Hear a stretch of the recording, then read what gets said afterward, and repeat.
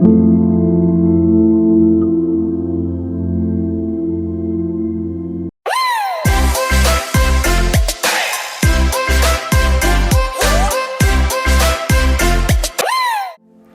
മിശിഹായ്ക്ക് സ്തുതിയായിരിക്കട്ടെ.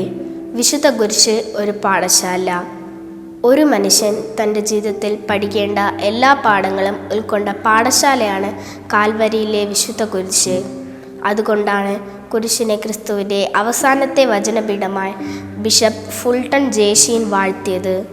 വെറും 3 വർഷം മാത്രം നീണ്ടുനിന്ന ഈശോയുടെ പ്രബോധനങ്ങളുടെ പൂർത്തീകരണമായിരുന്നു കാൽവരിയിലെ ആ മരക്കുരിശ്. വിശുദ്ധ ജോൺ പോൾ II കുരിശിനെ ക്രിസ്തു ബലിയർപ്പിച്ച അൽത്താര എന്നാണ് പറയുന്നത്. സ്വന്തം ശരീരം പകുത്ത് രക്തത്തിൽ മുക്കി മാനവരാശിക്ക് ഭക്ഷിക്കാൻ കൊടുത്ത അൽത്താര, ആ അൽത്താരയാകുന്ന കുരിശിലാണ് ക്രിസ്തു വിശുദ്ധ കുർബാനയായി പിറന്നത്.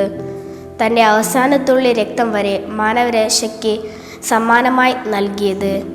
അതെ, ആ കുരിശിൽ നിന്നാണ് നാം പാഠങ്ങൾ പഠിക്കേണ്ടത്. സ്നേഹത്തിൻ്റെ, കരുണയുടെ, ക്ഷമയുടെ, പങ്കുവയ്ക്കലിൻ്റെ, സഹനത്തിൻ്റെ, ത്യാഗത്തിൻ്റെ എന്ന് വേണ്ട പഠിക്കേണ്ട എല്ലാ പാഠങ്ങളും. നിസ്വാർത്ഥമായ സ്നേഹം എന്താണെന്ന് പഠിക്കണമെങ്കിൽ നമുക്ക് കുരിശിൻ ചുവട്ടിലേക്ക് പോകാം. നിനക്ക് ദൈവത്തിൽ താല്പര്യമില്ലെങ്കിലും ദൈവത്തിന് നിന്നിൽ താല്പര്യമുണ്ട് എന്നതിൻ്റെ തെളിവാണ് കാൽവരിയിലെ കുരിശ്. ക്ഷമയുടെ പാഠം നാം പഠിക്കണമെങ്കിൽ നമുക്ക് വീണ്ടും കുരിശിലേക്ക് നോക്കാം. പരാതികളും പരിഭവങ്ങളും ഇല്ലാതെ ത്യാഗപൂർവമായ ക്ഷമയിലൂടെ ഈ ലോകനാഥൻ കുരിശിൽ പ്രാണൻ വെടിഞ്ഞു.